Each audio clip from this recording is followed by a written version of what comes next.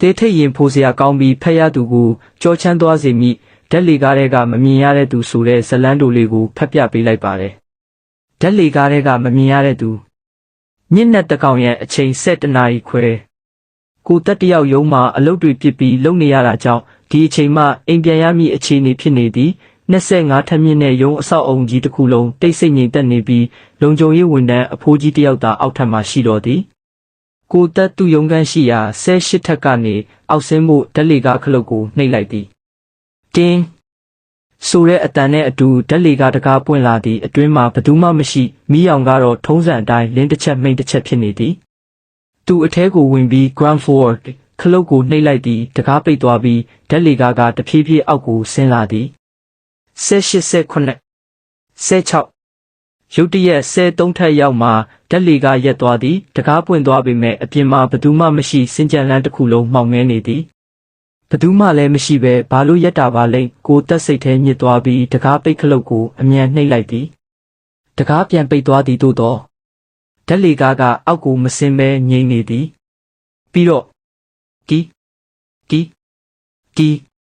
ဓာတ်လေကားရဲ့အလေးချိန်လွန် overload သတိပေးတံမြည်လာသည်ကိုတက်ချက်သီးတွေဖြန်းကနေထားသွားသည်ဟင်းငါတယောက်တည်းပါလူတယောက်အလေးချိန်နဲ့ဘာလို့ overload ဖြစ်ရတာလဲ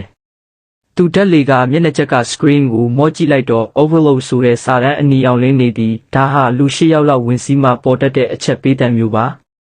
ထိုအချိန်မှာပဲသူ့ရဲ့ဘေးနားကနေအေးဆက်ဆက်လေငွေ့တစ်ခုဖြတ်တိုက်သွားသလိုခံစားလိုက်ရသည်ဓာတ်လေကားတွေကလေထုကရုတ်တရက်လေးလံလာပြီးအသက်ရှူရကျက်လာသည်သူ့ရဲ့ပခုံးပေါ်ကိုတစုံတစ်ယောက်ကလက်နဲ့ဖိစီးထားသလိုလေးလံလာသည်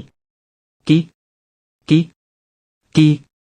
အတန်ကမရက်တန့်သေးကိုတက်ကြောက်လွန်းလို့ဖျားစာရွတ်ဖို့ကြိုးစားပေမဲ့အတန်ကအာခေါင်ထဲမှာပဲပျောက်နေသည်သူတယောက်တည်းမဟုတ်မှန်းတေချာနေပြီးသူ့ဘေးနားမှာမျက်စိနဲ့မမြင်ရတဲ့လူအုပ်ကြီးရှိနေတယ်လို့မျိုးကျဉ်ကျက်လာသည်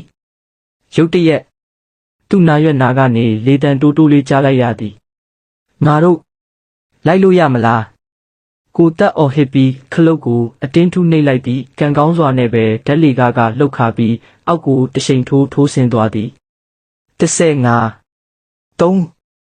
တင်းခနဲ့အတန်ကြားတာနဲ့တကားပွင့်သွားပြီးကိုတက်အပြင်ကိုပြေးထွက်လိုက်သည့်အောက်ထက်ကလုံခြုံရေးဦးလေးကြီးကသူ့ကိုအံ့ဩစွာကြည့်နေသည်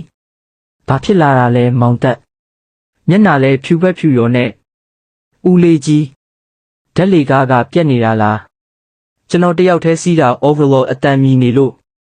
လုံခြုံရေးဦးလေးကြီးကမျက်နှာပြက်သွားပြီးဓာတ်လေကားဘက်ကိုလှမ်းကြည့်လိုက်သည်ပြီးတော့လေတံတိုးတိုးနဲ့ပြောလိုက်သည်အေးကွမနေ့က13ထပ်မှာမီးလောင်လို့လူ9ယောက်တေသွားတာမင်းမသိဘူးလားသူတို့အလောင်းတွေကိုဒီဓာတ်လေကားနဲ့ပဲတဲထုတ်သွားကြတာလေကိုတက်ဓာတ်လေကားဘက်ကိုပြန်လှည့်ကြည့်လိုက်တဲ့အခါဓာတ်လေကားတကားကတဖြည်းဖြည်းပြန်ပိတ်တော့မိဆဲ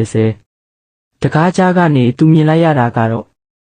ဓာတ်လေကားကျမ်းပြင်ပေါ်မှာလူတွေပြည့်ကျက်နေအောင်မတ်တရက်နေတဲ့ခြေထောက်မဲအရိပ်တွေပါပဲဒီဇလန်းလေးကိုသဘောကျပါရဲ့လားဗျာနောက်ထပ်ဇလန်းတက်လာပါမယ်